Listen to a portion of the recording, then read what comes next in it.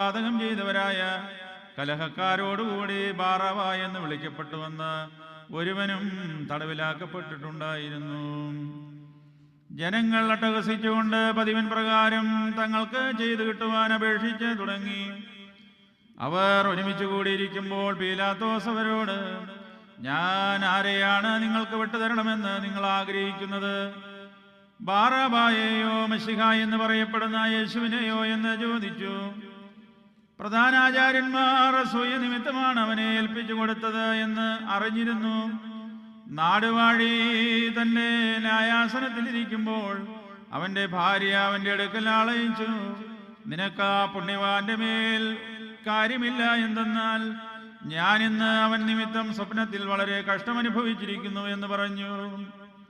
എന്നാൽ പ്രധാനാചാര്യന്മാരും കശീശന്മാരും ബാറാബായെ ചോദിപ്പാനും